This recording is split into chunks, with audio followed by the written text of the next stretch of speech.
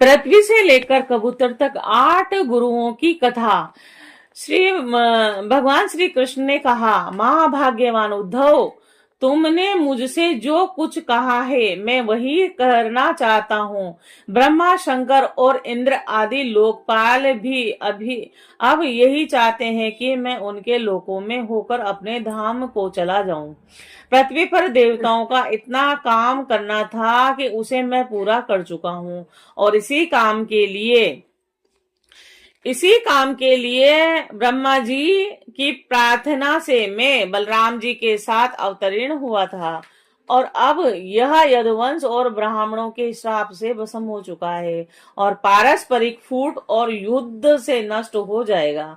आज के 7वें दिन समुद्र इस पूरी द्वारका को डुबो देगा, और प्यारे उद्धव, जिस क्षण में मृत्यु लोक का परित्याग कर दूंगा उसी क्षण इसके सारे मंगल नष्ट हो जाएंगे, और थोड़े ही दिनों में पृथ्वी पर कलयुग का बोलबाला हो जाएगा। जब मैं इस पृथ्वी का त्याग कर दूं तब तुम इस पर मत रहना, क्योंकि साधु उद्धव, कलयुग में अधिकांश लोगों की रुचि अधर्म में होगी, और अब तुम अपने आत्मीय स्वजन और बंधु बांधवों का स्नेह संबंध छोड़ दो और अन्य प्रेम से मुझ में अपना मन लगाकर समय दृष्टि से पृथ्वी से स्वच्छंद विचरण करो, और इस जगत में जो कुछ मन से सोचा जाता है, वाणी से कहा जाता है, नेत्रों से देखा जाता है और श्रवण आदि इंद्रियों से अनुभव किया जाता है, वह सब नाशवान है, सपने की तरह मन का विलास है, इसीलिए माया मात्र है, मिथ्या है। ऐसा समझ लो कि जिस पुरुष का मन अशांत है, असंयत है, और उसी को पागल की तरह अनेकों वस्तुएं मालूम पड़ती है, वास्तव में यह चित्त का भ्रम ही है। नाना तत्व का भ्रम हो जाने पर ही यह गुण है और यह दोष है, इस प्रकार की कल्पना करनी पड़ती है। और जिसकी बुद्धि में गुण और दोष का भेद बैठ गया है और दृढ़ मूल हो गया है, उसके लिए कर्म अकर्म विकर्म रूप भेद का प्रतिपादन हुआ है। और इसीलिए उद्धव, तुम पहले अपनी समस्त इंद्रियों को अपने वश में कर लो और उनकी बागडोर अपने हाथ में ले लो, और केवल इंद्रियों को ही नहीं, चित्त की समस्त वृत्तियों को भी रोक लो, और फिर ऐसा अनुभव करो कि यह सारा जगत अपने आत्मा में फैला हुआ है, और आत्मा मुझ सर्वात्मा इंद्रिय अतीत ब्रह्मा से एक है और अभिन्न है।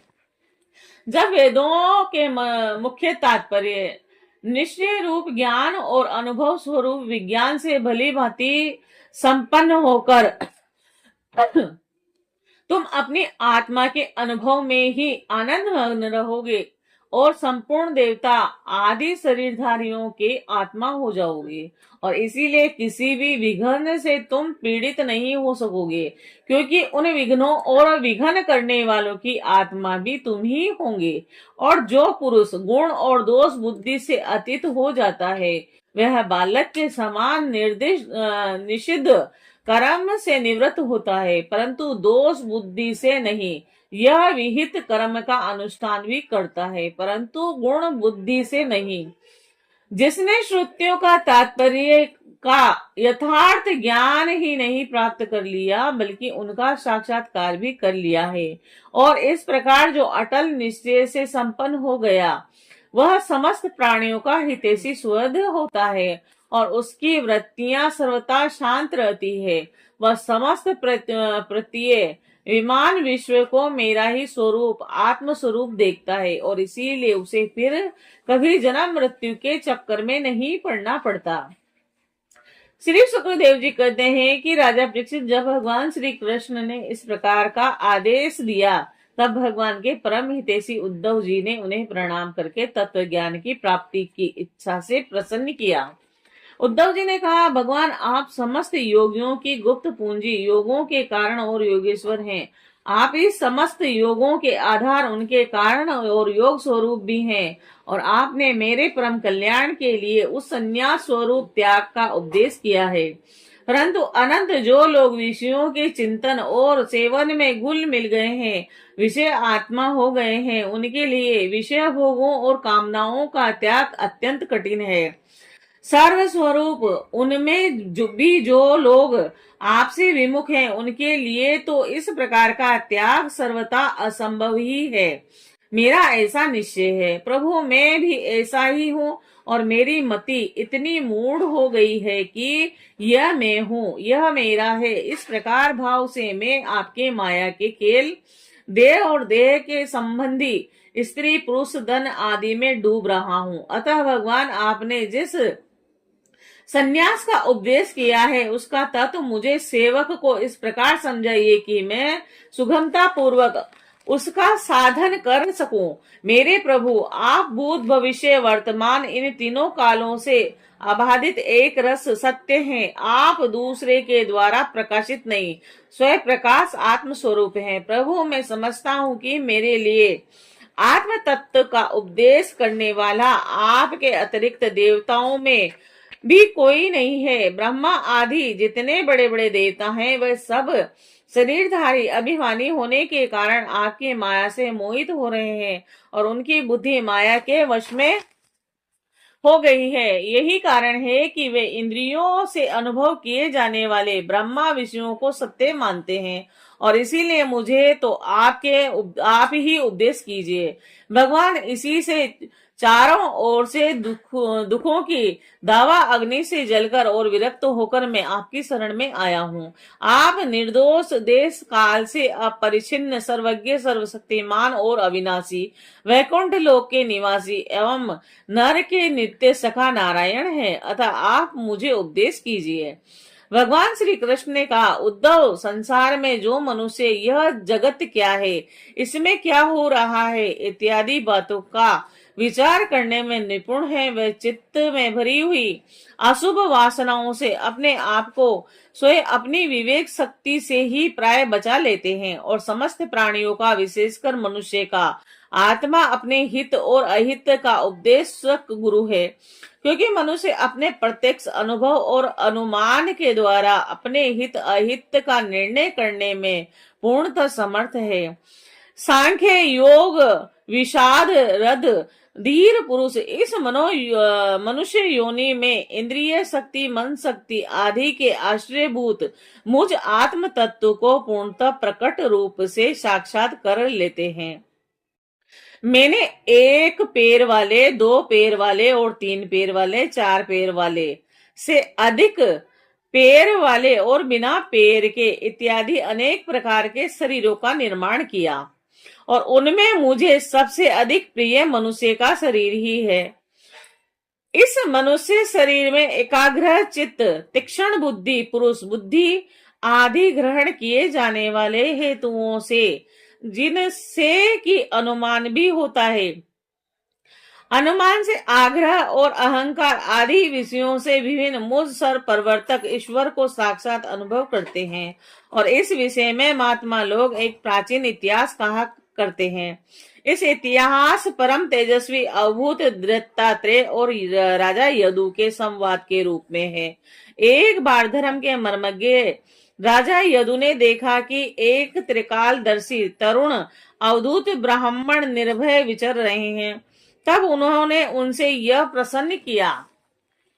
राजा यदु ने पूछा कि ब्राह्मण, आप कर्म तो करते नहीं, फिर आपको ये अत्यंत निर्गुण बुद्धि कहाँ से प्राप्त हुई, जिसका आश्रय लेकर आप परम विद्वान होने पर भी बालक के समान संसार में विचरते रहते हैं।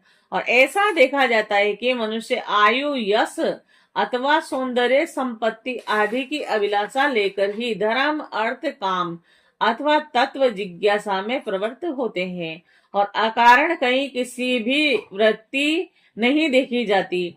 मैं देख रहा हूं कि आप कर्म करने में असमर्थ, विद्वान और निपुण हैं।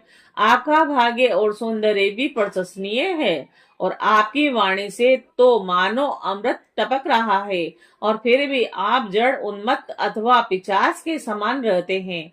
न तो कुछ करते हैं और न चाहते ही हैं। संसार के अधिकांश लोग काम और लोभ के दावा नल से जल रहे हैं, परंतु आपको देखकर ऐसा मालूम होता है कि आप मुक्त हैं।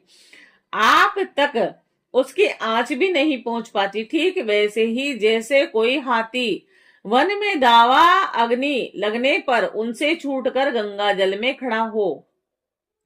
ब्राह्मण आप पुत्र स्त्री धन आदि संसार के स्पर्श से भी रहित हैं और आप सदा सर्वदा अपने केवल स्वरूप में ही स्थित रहते हैं।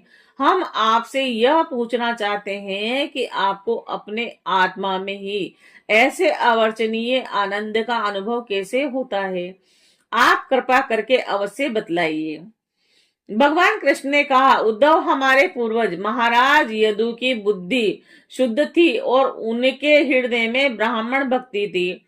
उन्होंने परम भाग्यवान दत्तात्रेय जी का अत्यंत सत्कार करके यह प्रश्न पूछा और बड़े विनम्र भाव से सिर झुकाकर वे उनके सामने खड़े हो गए। अब दत्तात्रेय जी ने कहा, ब्रह्मवेत्ता दत्तात्रेय जी ने कहा कि राजन, मैंने अपनी बुद्धि से बहुत से गुरुओं का आश्रय लिया और उनसे शिक्षा ग्रहण करके मैं इस जगत से मुक्त भाव से स्वच्छंद विचरण करता हूँ और तुम उन गुरुओं के नाम और उनसे ग्रहण की हुई शिक्षा सुनो। मेरे गुरुओं के नाम है पृथ्वी, वायु, आकाश, जल, अग्नि, चंद्रमा, सूर्य, कबूतर, अजगर, समुद्र, पतंग, भौरा, मधुमक्खी, हाथी, शहद निकालने वाला मतलब हिरन, मछली, पिंगला वेश्या और कुरर पक्षी बालक, कुंवारी कन्या, बाण बनाने वाला सर्प, मकड़ी और भृंगी कीट। राजन, मैंने इन 24 गुरुओं का आश्रय लिया है और इन्हीं के आचरण से इस लोक में अपने लिए शिक्षा ग्रहण की है। और वीरवर ययाति नंदन, मैंने जिससे जिस प्रकार जो कुछ सीखा वह सब ज्यों का त्यों तुमसे कहता हूँ, सुनो। दत्तात्रेय जी ने कहा, मैंने पृथ्वी से उसके धैर्य की, क्षमा की शिक्षा ली है और लोग पृथ्वी पर कितना आघात और क्या क्या उत्पात नहीं करते, परंतु वह न तो किसी से बदला लेती है और न रोती चिल्लाती है। और संसार के सभी प्राणी अपने अपने प्रारब्ध के अनुसार चेष्टा कर रहे हैं। वे समय समय पर भिन्न भिन्न प्रकार से जाने या अनजाने में आक्रमण कर बैठते हैं और धीर पुरुष को चाहिए कि उसकी व्यवस्था समझे, न तो उसका धीरज खोवे और न क्रोध करे, अपने मार्ग पर जो का त्यों चलता रहे। पृथ्वी के ही विकार, पर्वत और वृक्ष से मैंने यह शिक्षा ग्रहण की है कि जैसे उनकी सारी चेष्टाएं सदा सर्वदा दूसरों के हित के लिए होती है, बल्कि यूं कहना चाहिए कि उनका जन्म ही एकमात्र दूसरों का हित करने के लिए ही हुआ है। और साधु पुरुष को चाहिए कि उनकी शिष्यता स्वीकार करके उनसे परोपकार की शिक्षा ग्रहण करें। मैंने शरीर के भीतर रहने वाले वायु यानी प्राण वायु से यह शिक्षा ग्रहण की है कि जैसे वह आहार मात्र की इच्छा रखता है और उसकी प्राप्ति से ही संतुष्ट हो जाता है, वैसे ही साधक को भी चाहिए कि जितने से जीव निर्वाह हो जाए उतना ही भोजन कर ले और इंद्रियों को तृप्त करने के लिए बहुत से विषय न चाहें।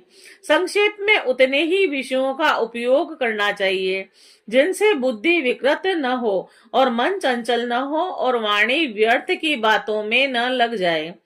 शरीर के बाहर रहने वाले वायु से मैंने यह शिक्षा ग्रहण की है, जैसे वायु को अनेक स्थानों में जाना पड़ता है परंतु वह कहीं भी आसक्त नहीं होता और किसी का भी गुण दोष नहीं अपनाता, वैसे ही साधक पुरुष भी आवश्यकता होने पर विभिन्न प्रकार के धर्म और स्वभाव वाले विषयों में जाए परंतु अपने लक्ष्य पर स्थित रहें और किसी के गुण या दोष की ओर झुक न जाए और किसी से आसक्ति या देश न कर बैठे।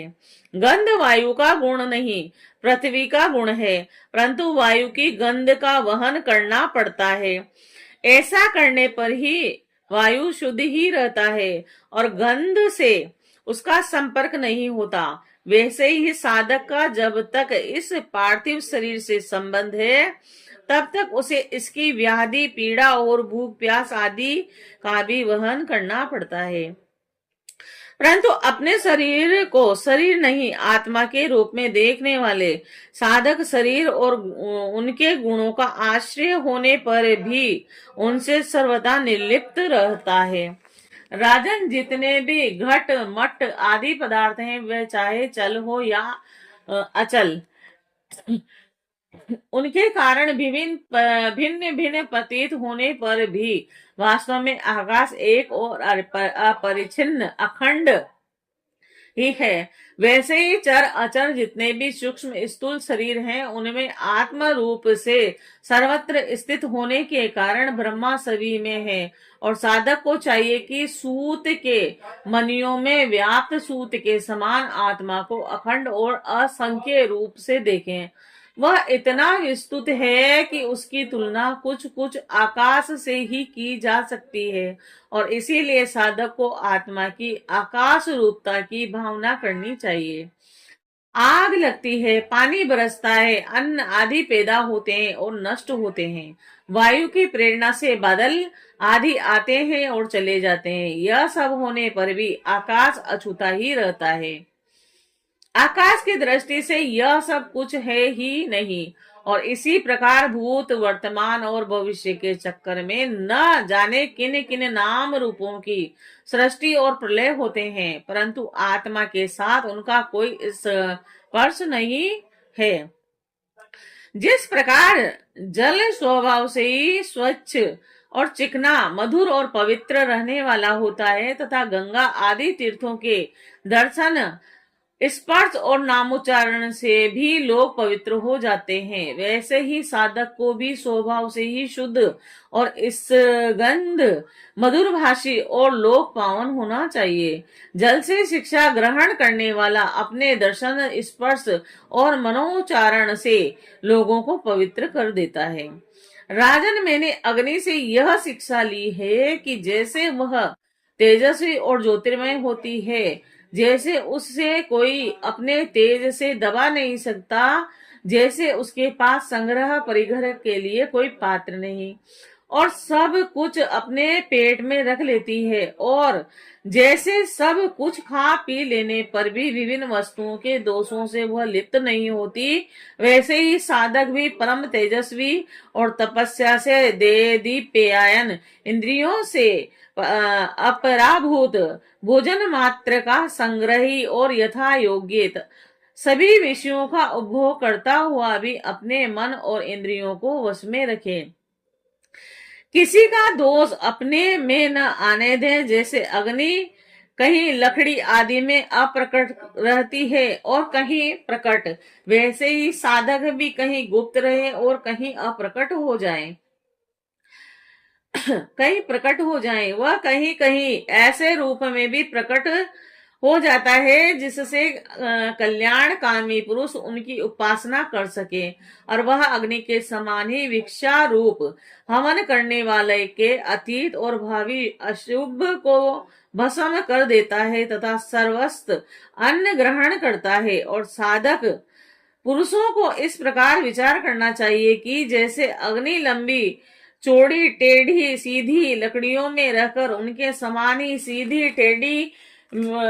टेढ़ी या लंबी चौड़ी दिखाई पड़ती है, वास्तव में वह वैसी है ही नहीं। वे ही सर्वव्यापक आत्मा भी अपनी माया से रचे हुए कार्य कारण रूप जगत में व्याप्त होने के कारण उन वस्तुओं का नाम रूप से कोई संबंध न होने पर भी उनके रूप में प्रतीत होने लगता है। राजन, मैंने चंद्रमा से यह शिक्षा ग्रहण की है कि यद्यपि जिसकी गति नहीं जानी जा सकती, उस काल के प्रभाव से चंद्रमा की कलाएं घटती बढ़ती रहती हैं, और यद्यपि चंद्रमा तो चंद्रमा ही है, वह न घटता है न बढ़ता है। वैसे ही जन्म से लेकर मृत्यु पर्यंत जितनी भी अवस्थाएं हैं, सब शरीर की ही हैं और आत्मा से उनका कोई संबंध नहीं है। जैसे आग की लपट अथवा दीपक की लो और क्षण में उत्पन्न और नष्ट होती रहती है, और उनका यह क्रम निरंतर चलता रहता है। परंतु दिख नहीं पड़ता, वैसे ही जल प्रवाह के समान वेगवान काल के द्वारा क्षण क्षण के प्राणियों के शरीर की उत्पत्ति और विनाश होता रहता है, परंतु अज्ञानवश वह दिखाई नहीं पड़ता। राजन, मैंने सूर्य से यह शिक्षा ग्रहण की है कि जैसे वे अपनी किरणों से पृथ्वी का जल खींचते समय उस पर उसे बरसा देते हैं, वैसे ही योगी पुरुष इंद्रियों के द्वारा समय समय पर विषयों का ग्रहण करता है और समय आने पर उनका त्याग और उनका दान भी कर देता है, और किसी भी समय उसे इंद्रिय के किसी भी विषय से आसक्ति नहीं होती। और स्थूल बुद्धि पुरुषों को जल के विभिन्न पात्रों में प्रतिबिंबित हुआ सूर्य उन्हीं में प्रविष्ट सा होकर भिन्न भिन्न दिखाई पड़ता है, परंतु इससे स्वरूप सूर्य अनेक नहीं हो जाता। वैसे ही चल अचल उपाधियों के भेद से ऐसा जान पड़ता है कि प्रत्येक व्यक्ति में आत्मा अलग अलग है, परंतु जिनको ऐसा मालूम होता है उनकी बुद्धि मोटी है।